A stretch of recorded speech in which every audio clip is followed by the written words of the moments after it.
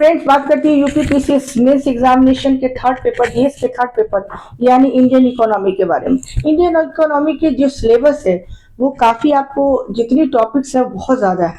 अगर आप देखेंगे, एक मैक्रो लेवल की बात करूं तो आपको लगेगा कि हाँ नॉर्मल टॉपिक्स है, बट अगर माइक्रो लेवल पे जाएंगे तो ये टॉपिक्स बहुत ही ज्यादा है। ठीक है, और आपको काफी कॉम्प्रिहेंसिव तौर पे इसे पढ़ना पड़ेगा।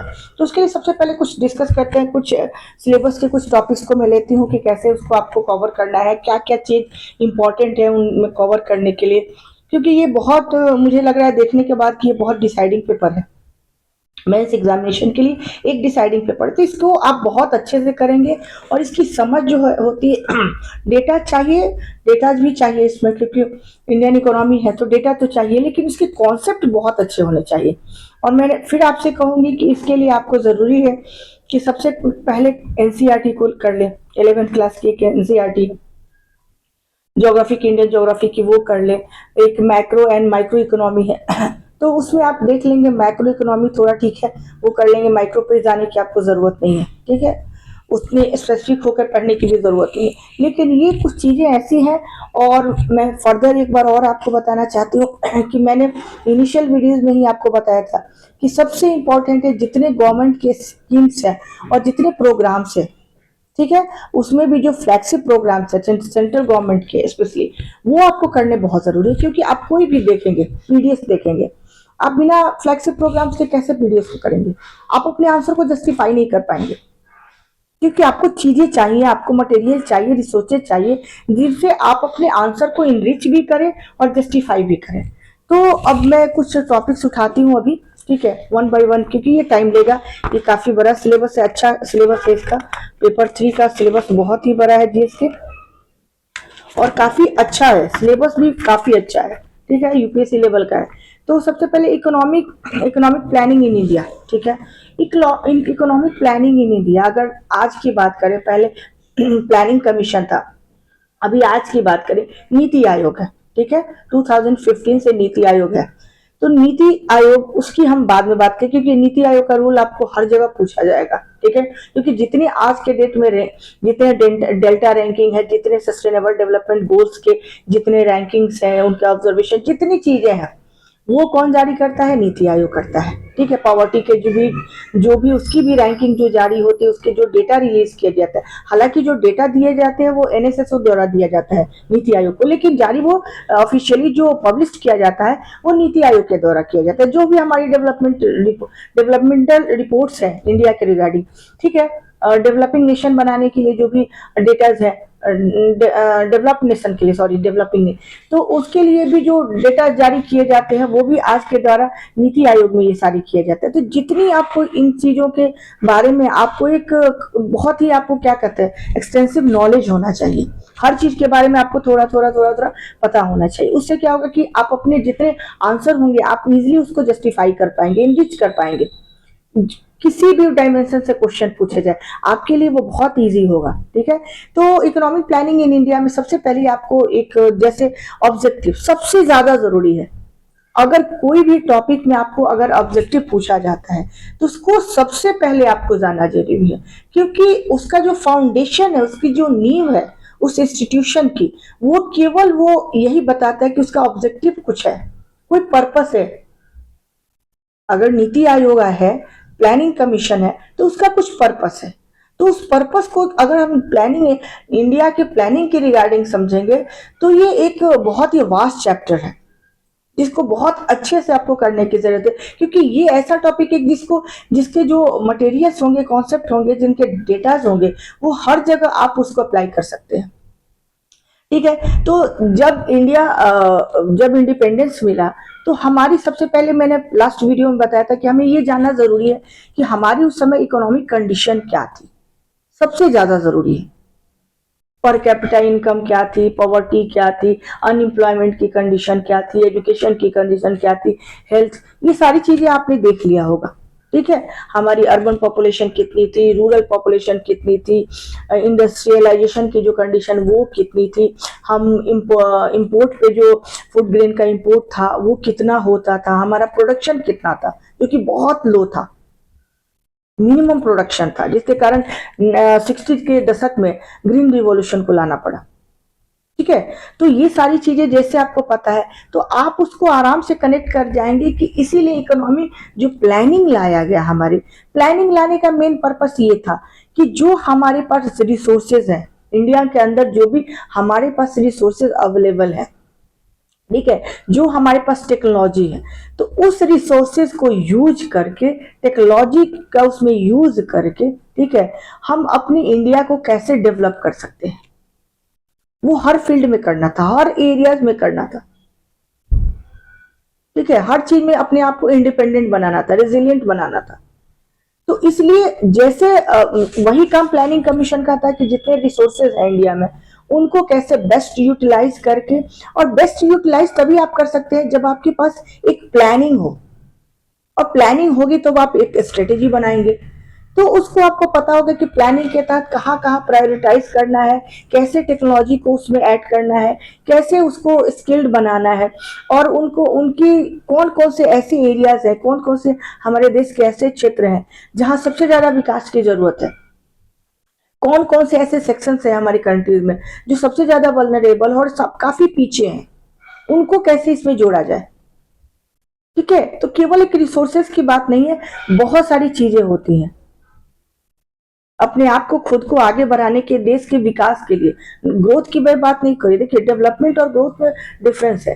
ग्रोथ क्या करता है कि केवल आपको प्रोजेक्ट करता है एक डायरेक्शन में, वो आपका होता है क्वांटिटेटिव।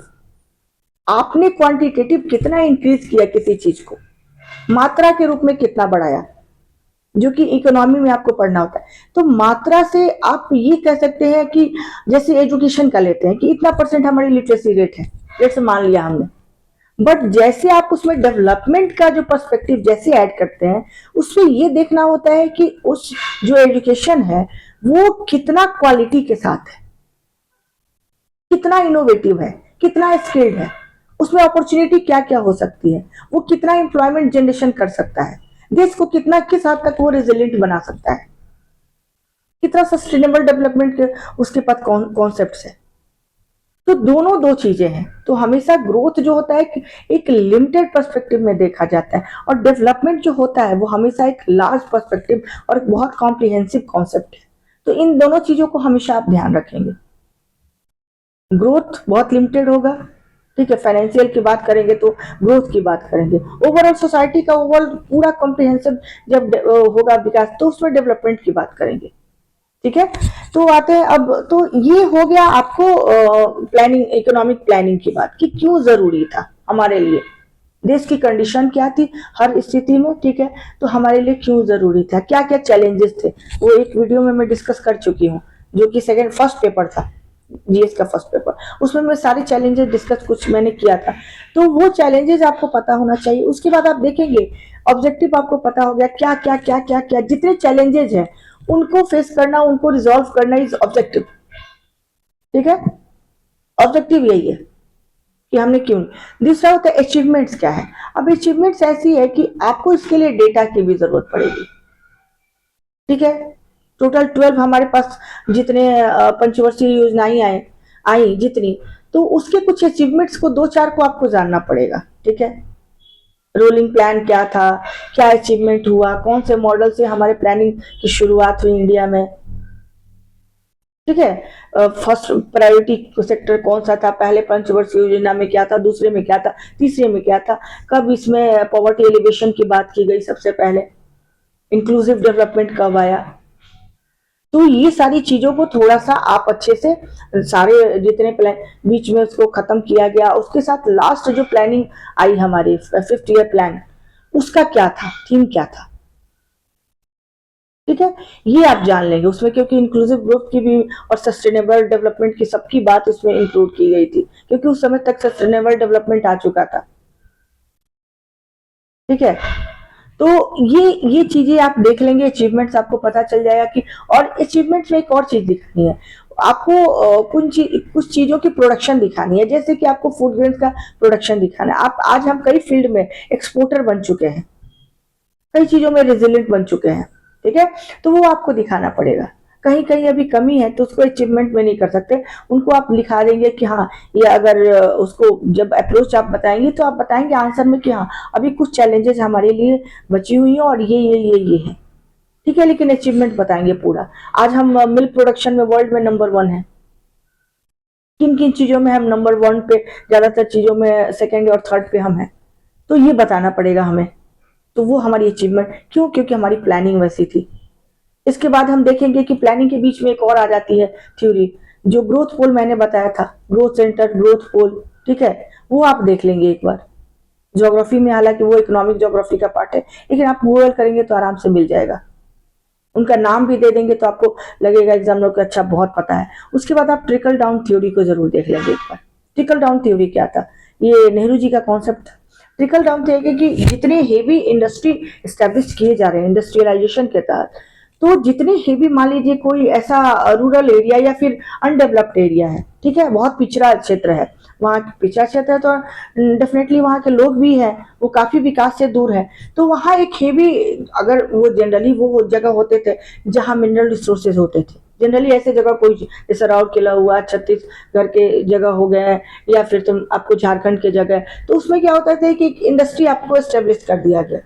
अब ये इनके पीछे ये था माइंडसेट कि जैसे कोई इंडस्ट्री वहां लगाया जाएगा तो ऑटोमेटिक वहां के सबसे पहले तो रिसोर्सेज यूटिलाइज होने शुरू हो गए, ठीक है, उसके बाद आसपास के जितने लोग हैं, जो लेबर क्लास है या फिर स्किल्ड जो भी लोग हैं, उनको जॉब मिलना शुरू हो गया, और जो उसका प्रोडक्शन होगा वहां मार्केट भी होगा आसपास, या फिर दूर भी मार्केट बनाया जाएगा, तो वहां ट्रांसपोर्टेशन के लिए भी वहां की जगह यूटिलाइज होनी शुरू हो गई, लोगों की जॉब क्रिएशन हुआ, ठीक है, एम्प्लॉयमेंट जनरेशन हुआ, और उसके बाद लोगों को वहां इनकम बढ़ा, धीरे धीरे सब कुछ, उनका एजुकेशन सब कुछ ठीक होने लगा, क्योंकि उसका इफेक्ट आना शुरू हो गया, ठीक है, वो फैलते गया, प्रोडक्शन हुआ, उसका इफेक्ट, जितना डेवलपमेंट हुआ उसका इफेक्ट सब जगह बंटने लगा। लेकिन बहुत थ्योरी ये सक्सेसफुल नहीं रहा, क्योंकि देखा गया बाद के टाइम पे आप जितने भी मिनरल रिच स्टेट देखेंगे ईस्टर्न साइड के, वहाँ की कंडीशन अच्छी नहीं है।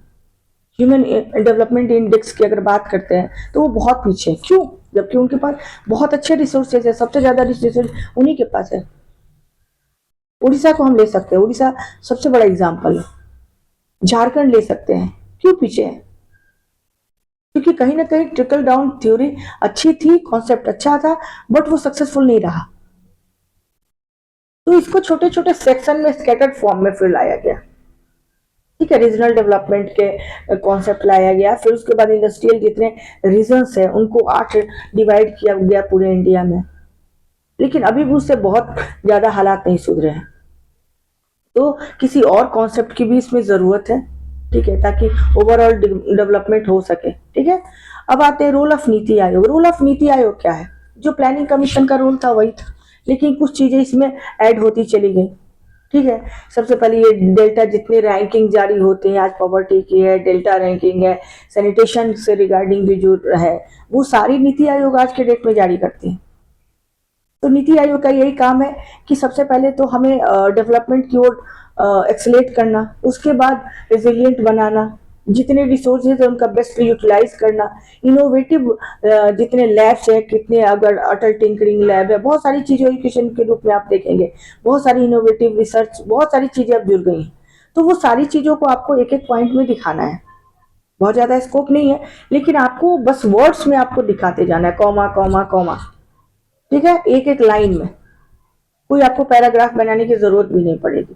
तो सारी चीजें आप जैसे गूगल कर नीति आयोग के बारे में आपको 10-12 लाइन्स आपको चाहिए, जो आराम से आपको हो जाएगा, ठीक है। उनके बताना है कि कौन कौन से रैंकिंग हुई है, अभी एसडीजी गोल उनके अंतर्गत है, ठीक है, जिसमें अभी एसडीजी गोल अभी 2025 की जो जारी हुआ उसमें उत्तराखंड नंबर 1 पे है, जबकि कई सालों से केरल लगातार नंबर 1 पे था, तो उत्तराखंड नंबर 1 पे। तो ये भी दिखाना पड़ेगा आपको, रीजनल जैसे ही डेवलपमेंट की बात होती है, ये भी आपको दिखाना पड़ेगा कि अभी उत्तराखंड की कैसे कैसे कंडीशन अच्छी हो रही है। तो बहुत सारी जगहों पे इसका जो फॉर्म है पहले से, ठीक है, एक स्टैग्नेंट हो चुका था, तो वो अभी ठीक हो रहा है, तो वो आपको चीजें दिखानी पड़ेंगी। एसडीजी गोल मैंने बोला था, बिल्कुल याद कर लीजिएगा, उसको छोड़ना नहीं है आपको। हर अभी भी नीति आयोग के रिगार्डिंग उसको पूछा गया। उसके बाद देखते देखते इश्यूज ऑफ पॉवर्टी। तो देखिए पॉवर्टी का क्या है कि पॉवर्टी को कॉन्सेप्ट को बहुत अच्छे से समझिए, बहुत अच्छे से।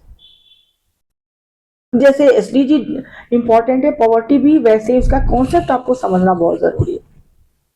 उसके मेथड्स क्या क्या होते हैं, एस्टिमेट करने के दो मेथड्स हैं। कैलोरी बेस्ड है पहला तो, उसके बाद एक्सपेंडिचर बेस्ड मेथड है, दो मेथड्स है जिसके आधार पे पूरा कैलकुलेशन होता है। हालांकि अभी रिसेंटली जो मेथड आया है वो मेथड तो नीति आयोग का है जो ऑफिशियल अभी जारी किया जा रहा है, लेकिन तो उसमें बहुत डेटा नहीं है, ठीक है। लेकिन दो मेथड है। पहले तो कैलोरी मेथड ये कहता है कि कितने कैलोरी, उसको पहले तो अर्बन और रूरल में डिवाइड किया गया इंडिया को। पहले तो आप वर्ल्ड बैंक का ये देख लेंगे कि किसको सबसे पहले तो ये देखेंगे कि पॉवर्टी कहते किसको है।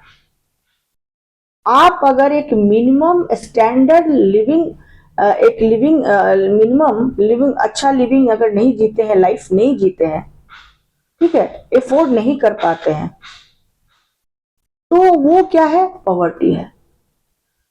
मतलब deprivation of opportunity is called poverty. अगर बहुत अच्छे लेवल में, जैसे अमर्त्य सेन जी ने कहा है, उनके अगर कॉन्सेप्ट में जाते हैं तो पॉवर्टी इसको कहते हैं।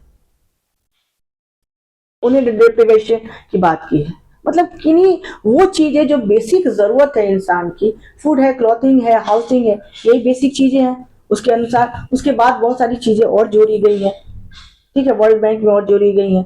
तो उन्होंने जोड़ने का ये मकसद होता है, उसको काफी अब बहुत एक्सटेंसिव फॉर्म में बना दिया गया कि आपकी जब बेसिक नीड्स पूरी नहीं होती है किसी इंसान की एक अच्छा जीवन जीने के लिए, तो उसको कहते हैं हम पॉवर्टी, गरीबी। और उस गरीबी के लिए एक पैरामीटर दिया जाता है, कुछ क्राइटेरियाज दिए जाते हैं। तो पैरामीटर ये है कि वर्ल्ड बैंक ने पैरामीटर $1.90 अगर किसी को पर डे अगर इसकी इनकम नहीं है पर डे, तो यानी वो पॉवर्टी लेवल से, गरीबी रेखा से नीचे है, पॉवर्टी लाइन के नीचे है। और अगर उसके ऊपर है तो वो गरीब नहीं है, ठीक है, रिच नहीं है बट वो गरीब नहीं है। तो उनके अनुसार ये दिया गया, उन्होंने 3 क्राइटेरिया दिया इसके। सबसे पहले तो आपको होना चाहिए कि पर इनकम होना चाहिए, ठीक है, एजुकेशन होना चाहिए, हेल्थ होना चाहिए, अच्छा हेल्थ, अच्छा एजुकेशन, सबको जोड़ के कॉम्प्रिहेंसिव बनाया गया। तो ये वर्ल्ड बैंक का है कॉन्सेप्ट, ठीक है। लेकिन उसमें एक अगर लेवल से ऊपर जाते हैं तो अमर्त्य सेन जी की आप कॉन्सेप्ट को पूरा पढ़ेंगे जरूर, क्योंकि इंडिया के डेवलपमेंट में या कोई भी इकोनॉमिक डेवलपमेंट का कॉन्सेप्ट मुझे जो लगता है मॉडर्न एरा में, वो अमर्त्य सेन जी के कॉन्सेप्ट के बिना अधूरा है। उससे ऊपर जाके बात करते हैं, पर डे से सिर्फ इनकम की बात नहीं करते हैं, पर कैपिटा इनकम क्या है पर डे। आपको अपने जो कहते हैं ना कि जो लाइफ आप जीना चाहते हैं, डिग्निफाइड लाइफ जीना चाहते हैं, अगर उससे आपको किसी भी कारण से रोका जा रहा है, डिप्राइव किया जा रहा है आपको, ठीक है, उस अपॉर्चुनिटी से आपको दूर किया जा रहा है, तो वो क्या है, आपकी वो गरीबी है, ठीक है, एक मिनिमम अच्छी लाइफ जीने के लिए। तो इसमें हाँ, तो मैं क्या जो मैं बता रही थी कि आपको पॉवर्टी के 2 मेजर किए जाते हैं तरीके, मेजरमेंट के 2 तरीके हैं। सबसे पहले है कि कैलोरी बेस्ड होता है अप्रोच। तो कैलोरी बेस्ड कितना कौन कैलोरी लिया उसको सबसे पहले अर्बन और रूरल में बांटते हैं, ठीक है।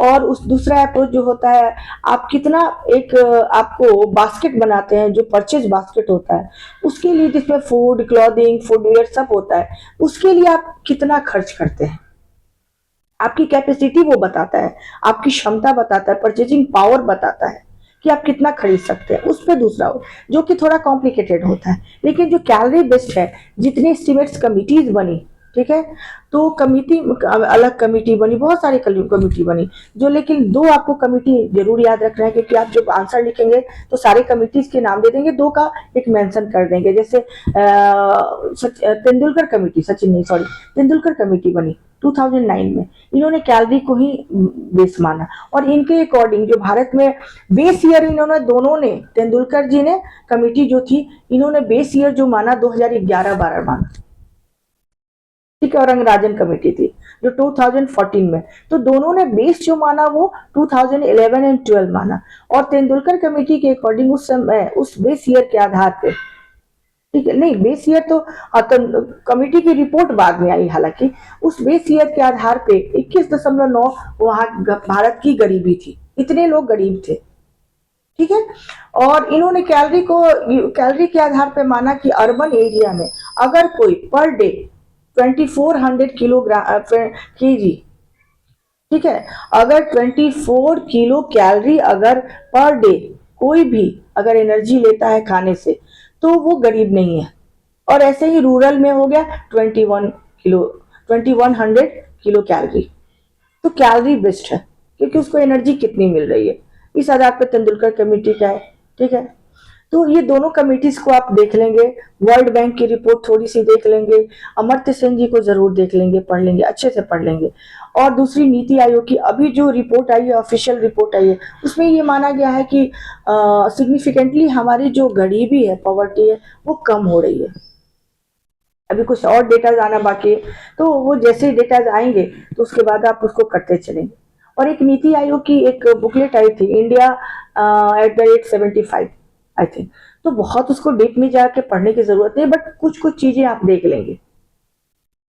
ठीक है, गति शक्ति क्या है, ये जैसे देखेंगे तो आपको पूरा सिनेरियो पता चल जाएगा कि हमारी डेवलपमेंट जो हमारी थॉट है, हमारे कैसे क्या कॉन्सेप्ट है और कितने हम कहाँ पे हैं अभी इंडिया। ठीक है, अब नेक्स्ट वीडियो मैं जारी करूंगी। तब तक जो भी क्वेरीज हो, जब तक आप क्वेरीज अपनी क्वेश्चन नहीं मेरे से पूछेंगे, थोड़ा मेरे लिए डिफिकल्ट होता है, इसलिए बीच बीच में मैं वीडियो गैप भी हो जाता है, मैं बना नहीं पाती हूँ। मुझे लगता है पता नहीं डायरेक्शन कैसा है, आप जितने व्यूज देखेंगे, जितने लाइक करेंगे, सब्सक्राइब करेंगे, तो उसके साथ क्या होगा कि मुझे मुझे भी मोटिवेट होने का मौका मिलेगा। ठीक है, तब तक के लिए बाय बाय।